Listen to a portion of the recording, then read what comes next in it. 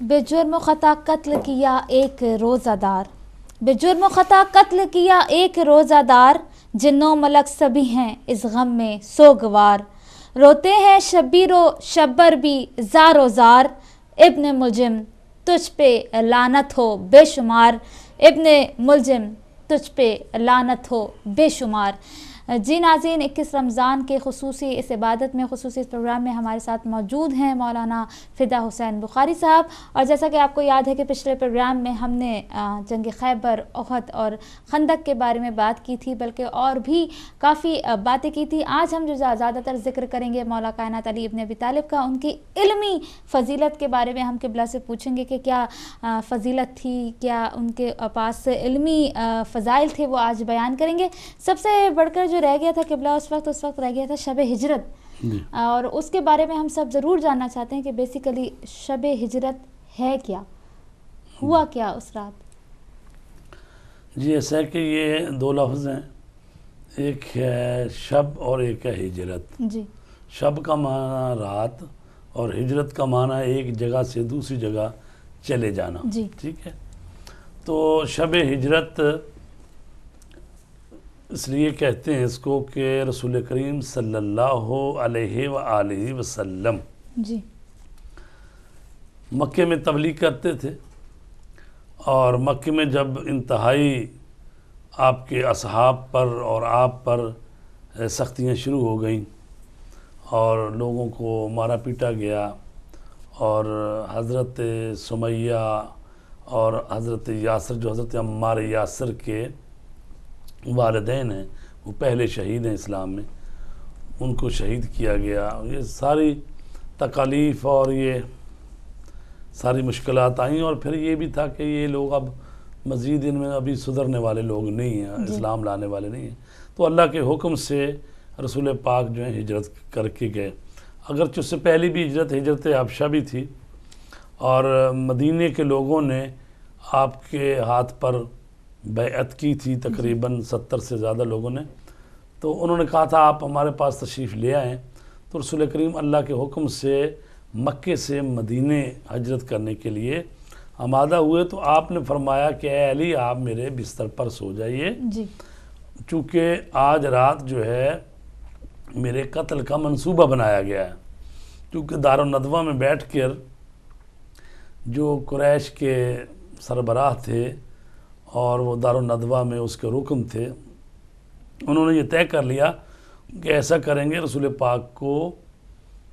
یعنی ان کے بستر پر قتل کر دیں گے، تو سارے قبیلے جب اس میں شرکت کریں گے تو بنی ہاشم کے لوگ پھر ان سے مقابلہ نہیں کر سکتے، تو ظاہر ہے خون بہا دینا پڑے گا۔ تو جب یہ طے ہو گیا تو آپ نے اللہ کے حکم سے حضرت علی کو کہا کہ آپ میرے بستر پہ لیٹ جائیے اور میں جاتا ہوں، تو آپ نے فرمایا کہ یا رسول اللہ کیا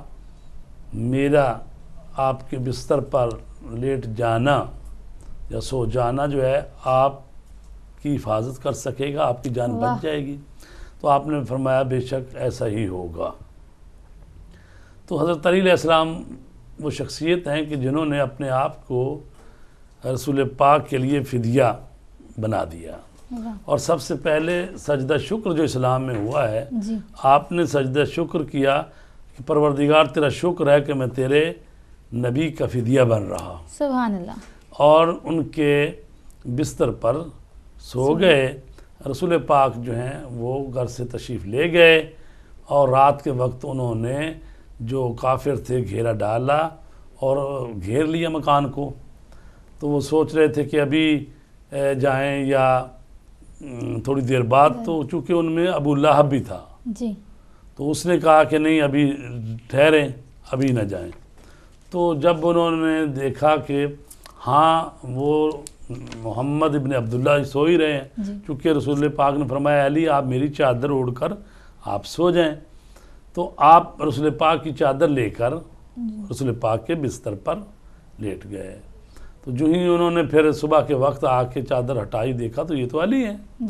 تو کہا تو محمد کدھر ہیں؟ تو آپ نے فرمایا کہ کیا میرے سپرد کر کے گئے تھے جو مجھ سے پوچھ رہے ہو کہ محمد کہاں ہیں؟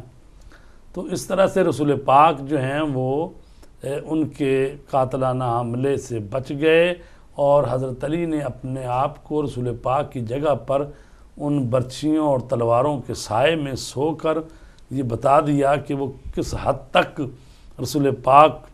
پر اپنی جان فدا کرنے کے لیے تیار ہیں، اسلام کا دفاع کرنے کے لیے۔ تو وہاں پر پھر اللہ تبارک تعالیٰ نے جو قرآن مجید میں آیت بھیجی ہے، سورہ بقرہ کی آیت ہے، وَمِنَ النَّاسِ مَن يَشْرِي نَفْسَهُ ابْتِغَاءَ مَرْضَاتِ اللَّهِ وَاللَّهُ رَءُوفٌ بِالْعِبَادِ، کہ انسانوں میں ایسے بھی ہیں جو اپنے نفس کو بیچ دیتے ہیں اور اللہ کی مرضیاں خرید لیتے ہیں، اور اللہ تو اپنے بندوں پر بڑا ہی مہربان ہے۔ تو شب ہجرت جو ہے یہ بہت بڑی قربانی اور ایثار کی رات ہے، جو کہ مولا کائنات علی علیہ السلام نے اس طرح سے رسول پاک کو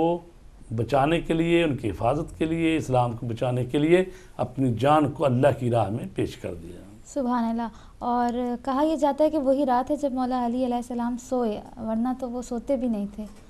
نہیں، یہ تو خیر مبالغے ہیں، اس لیے کہ یہ کہا جاتا ہے کہ جیسا میں اس رات سکون سے سویا، اس طرح سے، تو وَإِلَّا ایسا تو نہیں ہے کہ وہ بالکل سوتے نہیں تھے رات کو، لیکن وہ سکون اس رات ان کو میسر ہوا۔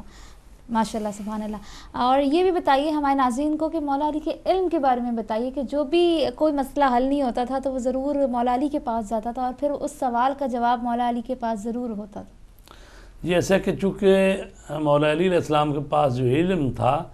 وہ اللہ کا عطا کردہ تھا، علم لدنی تھا۔ پھر رسول پاک کے پاس جو علم اللہ کی طرف سے آتا ہے وہ حضرت علی کو تعلیم دے دیتے تھے۔ اور قرآن مجید میں ہے کل کفا باللہ شہیدن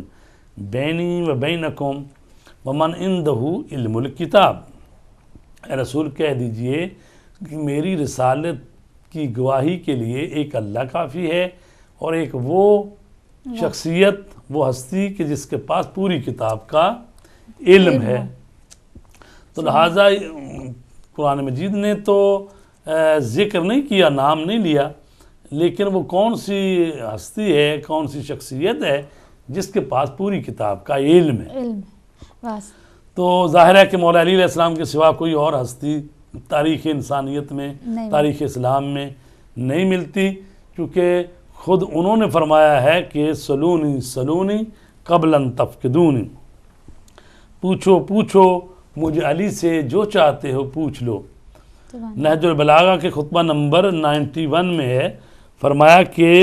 فَاسْأَلُونِي قَبْلَ أَن تَفْقِدُونِي فَوَالَّذِي نَفْسِي بِيَدِهِ لَا تَسْأَلُونِ عَن شَيْءٍ فِي مَا بَيْنَكُمْ وَبَيْنَ السَّاعَةِ، فرماتے جو چاہو مجھ سے پوچھ لو قبل اس کے مجھے نہ پاؤ، اس ذات کی قسم جس کے قبضہ قدرت میں میری جان ہے، تم ابھی سے لے کر قیامت تک جس سوال کو کرو گے تو میں بتا دوں گا۔ تو لہٰذا چونکہ ان کا علم جو ہے خدا دادی ہے، علم لدنی ہے، وہ لوح محفوظ کا مطالعہ کرنے والی شخصیت ہے، تو لہٰذا ان کے پاس علم تھا، اور وہ بتا رہے تھے کہ میں ہر ایک شخص کے متعلق بتا سکتا ہوں کہ اس کی ولدیت کیسی ہے، اس نے کیا کیا ہے، کیا کرے گا، اور وہ جہنمی ہے یا جنتی ہے، سب ان کو علم تھا۔ اور قرآن مجید کا یہ فرمان ہے وَلَا رَطْبٍ وَلَا يَابِسٍ إِلَّا فِي كِتَابٍ مُبِينٍ، کوئی خشک و تر ایسا نہیں ہے کہ جو کتاب مبین میں نہ ہو۔ تو ظاہر ہے جو کتاب کا وارث ہے، جو کتاب کا علم رکھنے والا ہے، تو اس کے پاس پورا کتاب کا علم ہے۔ جب کتاب کہہ رہی ہے کہ میرے میں ہر خشک و تر کا علم ہے، اور اللہ کہہ رہا ہے کہ اے رسول تیری گواہی کے لیے اللہ کافی ہے، اور وہ جس کے پاس پوری کتاب کا علم ہے، تو جب پوری کتاب کا علم ہے تو کتاب یہ کہتی ہے تبیاناً لکل شے، کہ اس میں ہر چیز کا تبیان ہے، بیان ہے۔ تو ظاہر ہے کہ جو اس کا وارث ہوگا، جو اس کا علم رکھنے والا ہوگا، تو وہ ہر چیز کا علم رکھتا ہوگا۔ سبحان اللہ، ماشاءاللہ۔ اچھا، نبی کریم صلی اللہ علیہ وآلہ وسلم کی بے شمار احادیث ہیں مولا کائنات کے لیے، کوئی ایک خاص حدیث اگر آپ ہمارے ساتھ شیئر کریں کہ جسے سن کے واقعی دل خوش ہو جائے؟ جی، ایک تو پہلے یہی علم کے بارے میں مشہور جو حدیث ہے، اور تمام برادران اہل سنت شیعہ سب مانتے ہیں کہ رسول پاک نے فرمایا انا مدینۃ العلم وعلی بابها من اراد العلم فلیات من بابها، جی کہ میں علم کا شہر ہوں اور علی اس کا دروازہ ہے، اور جو علم لینا چاہیے اس کو چاہیے کہ دروازے سے ہو کر آئے۔ واہ، تو اب یہ حدیث جو ہے یہ اتنی معتبر حدیث ہے اور تمام شیعہ سنی اس کو مانتے ہیں، اچھا لیکن اس پر غور کرنے کی ضرورت ہے کہ فرمایا کہ رسول پاک نے کہ میں علم کا شہر ہوں، اور یہ نہیں کہا کہ میں علم کا جنگل ہوں، میں علم کا سمندر ہوں، جی یہ نہیں کہا میں علم کا بیابان ہوں، جی یہ نہیں کہا، بلکہ کہا میں علم کا شہر ہوں۔ تو اس کی وجہ یہ ہے کہ شہر وہ جگہ ہوتی ہے جہاں انسان کی ضروریات زندگی کی ہر چیز میسر ہوتی ہے، تو اس لیے کہا کہ میں علم کا شہر ہوں، یعنی تمہیں جو بھی تمہاری ہدایت کے لیے جو کچھ چاہیے، جو بھی علم چاہیے وہ میرے پاس ہے، اور اس کی کنجی کون ہے، اس کا گیٹ کون ہے، وہ مولا علی ہے۔ آپ نے آنا ہے تو مولا علی کے تھرو آئیے، وہ ہیں دروازہ، اس دروازے سے اگر دیواریں بھلانگنے کی کوشش کریں گے تو ظاہر چوری کہلائیں گے، چونکہ دروازے سے ہو کر آئیں۔ جس نے بھی جو کچھ لینا ہے مولا علی کی چوکھٹ پر آنا پڑے گا، وہی دروازہ ہے رسول پاک کے علم کا، وہی گیٹ ہیں نالج کا۔ اچھا یہاں میں آپ کو روکوں گی، میں ایک چینل میں دیکھ رہی تھی تو وہ اس حدیث کو انہوں نے ایکسٹینڈ کر دیا تھا۔ میں آپ سے پوچھنا چاہوں گی کہ یہ حدیث ایکسٹینڈ ہوئی ہے کہ جی دیواریں کوئی ہیں تو چھت کوئی ہے تو دیوار زمین کوئی ہے؟ میں نے آن ایئر یہ دیکھا ہے کسی چینل پہ۔ جی صحیح کہہ رہی ہیں آپ، یہ بعد میں لوگوں نے حدیث میں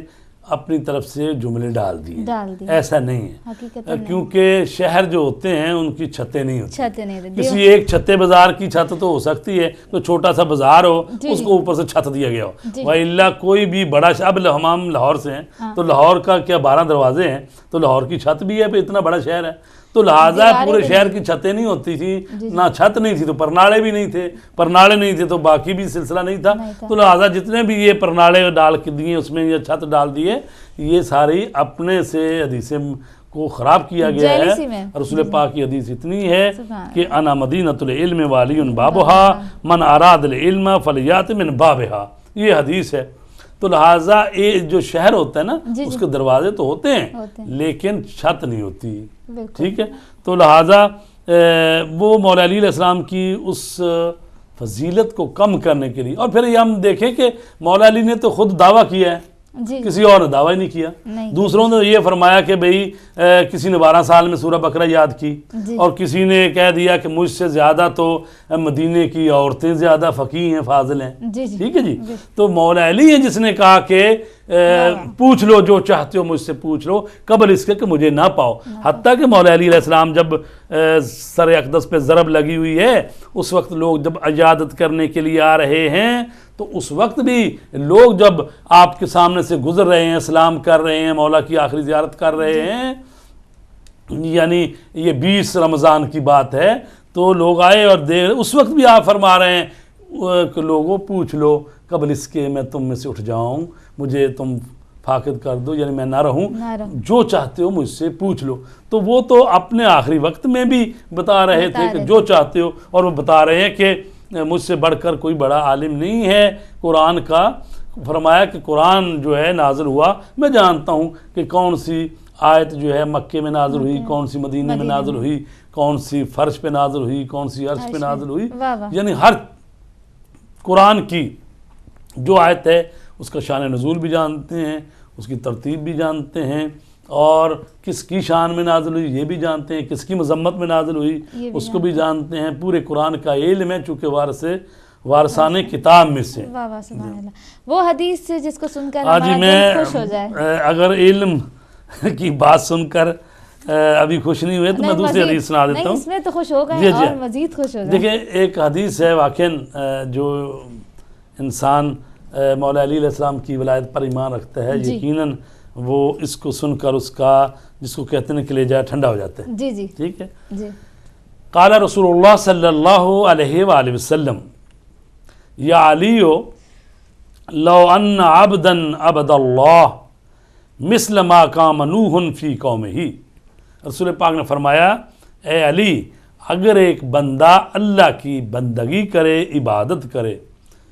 مثل ما काम नूह फी कौम ही, इतनी देर बंदगी करे कि जितनी देर कौम में नूह अलैहिस्सलाम रहे। और इस पर नूह अलैहिस्सलाम के लिए मुतल्लिक़ है कि कुरान मजीद में है कि वो अपनी कौम में 950 साल उन्होंने तबलीग की है। जी जी और कहा गया है कि 1000 साल उम्र है उनकी। जी लेकिन जो रवायतों में हम जाते हैं तो उसमें 2500 साल और 2600 साल की उनकी उम्र मुबारक लिखी है। जी तो 950 साल तो तबलीग की है उन्होंने। तो यानी जिसकी 2500 साल तकरीबन उम्र हो जी और वो अल्लाह की इबादत करे। और फरमाया वकान लहू मिस्ल उहदिन ज़हबन, और उस बंदे के लिए उहद पहाड़ जितना सोना हो। अल्लाह, यानी उहद पहाड़ की मिसाल दे रहे हैं कि इतना सोने का पहाड़ हो उसके पहाड़ पास। बुलंदी। तो वो क्या करे उसके सोने पहाड़ को, फ़अनफ़क़हू फ़ी सबीलिल्लाह, तो वो उसको खर्च कर दे अल्लाह की राह में। जी अच्छा, व मुद्दफ़ी उम्र ही हत्ता हज्जा अल्फ़ आमिन अला कदमई है, और उसकी मुद्दत उम्र इतनी हो जी। कि वो 1000 हज करे पाप्यादा, यानी बहुत फजीलत होती है पैदल हज करने की। यानी वो बंदा जो है वो 1000 हज करे, अपने पाँव पर चल कर जाए खाना काबा। जी सुम्मा कुतिला बैन सफ़ा वल मरवा मज़लूमन, फिर वो बंदा जो है बेगुनाह कत्ल हो जाए सफ़ा और मरवा के दरमियान। अल्लाह, अब देखें ये सारी फजीलतें उस बंदे की हैं। मौजूद है उसमें। 2500 साल इबादत है, जन्नत तो पक्की। ओहद के पहाड़ जितना वो सोना उसने अल्लाह की राह में दे दिया है, जी। 1000 हज किए हैं, और फिर वो कत्ल भी हुआ है तो बेगुनाह मजलूम होकर कत्ल हुआ है। कत्ल। फरमाते सुम्मल्लम यो अली के या अलियो, वाह, ए अली, अगर उसके दिल में तेरी मोहब्बत नहीं है, तेरी वलायत नहीं है, लम यशुम मराहत अल जन्नह व लम यदखुलहा, तो फिर वो जन्नत में नहीं जाएगा, जन्नत की खुशबू तक नहीं सूंघ सकेगा। सुभान अल्लाह। तो जो शख्स अली मौला की वलायत न रखता हो, मोहब्बत न रखता हो, वो जन्नत में जाना तो दरकनार, वो जन्नत की खुशबू भी नहीं सूंघ सकता। सुभान अल्लाह। और कहा गया जन्नत की खुशबू बाद रवायतों में 500 साल की मसाफत से आती है, जी बाद रवायतों में 1000 साल की दूरी से जन्नत की वो जो नेमतें और खुशबुएं और जो अल्लाह ताला ने वहाँ पर जन्नत के लिए रखा है तो उसकी खुशबुएं आती हैं। लेकिन जो अली से मोहब्बत न रखता हो, दुश्मनी रखता हो, बुग़्ज़ रखता हो, वो जन्नत में जाना तो दरकनार उसकी खुशबू भी सूंघ नहीं सकता। सुभान अल्लाह। तो जाहिर है कि वो लोग जो मौला अली अलैहिस्सलातु वस्सलाम के उस वक्त भी दुश्मन थे, जी उनको मस्जिद में सुबह की नमाज के वक्त उनको कत्ल किया गया। वही खारजी सोच रखने वाले लोग आज भी वो मस्जिदों में बम धमाके कर रहे हैं और मौला अली के नाम पर जो जुलूस निकल रहे हैं उनमें कत्ल व गारत कर रहे हैं, या उनको तबाह कर रहे हैं, या उनके और उनकी बेटी सैयदा ज़ैनब के रोज़े पर हमले कर रहे हैं। तो ये वही सोच है, वही फिक्र है। तो ये कहने को तो कहते हैं हम मुसलमान हैं, ये जन्नत की खुशबू भी नहीं सूंघ सकेंगे जो अहले बैत से दुश्मनी रखती। बिल्कुल, जज़ाकल्लाह। और इतनी खूबसूरत बयान पर, इतनी खूबसूरत हदीस पर दिल करता है कि दुरूद भेजा जाए। तो जहाँ जहाँ तक हिदायत टीवी देखा जा रहा है, खुशनूदी है मौलाए कायनात, बुलंदतर सलवात पढ़ते हैं, अल्लाहुम्मा सल्ली अला मुहम्मदिन व आलि मुहम्मद व अज्जिल फरजहुम। जी नाज़रीन, इस वक्त हुआ जाता है ज़ियाफ़त की बात का, और आप कहीं नहीं जाइएगा, हमारे साथ रहिएगा। ज़ियाफ़त की बात के बाद जब हम वापस आएंगे तो आपकी कॉल्स का सिलसिला जो है वो शुरू करेंगे। लेते हैं छोटी सी ब्रेक, सुनते हैं ज़ियाफ़त की बात।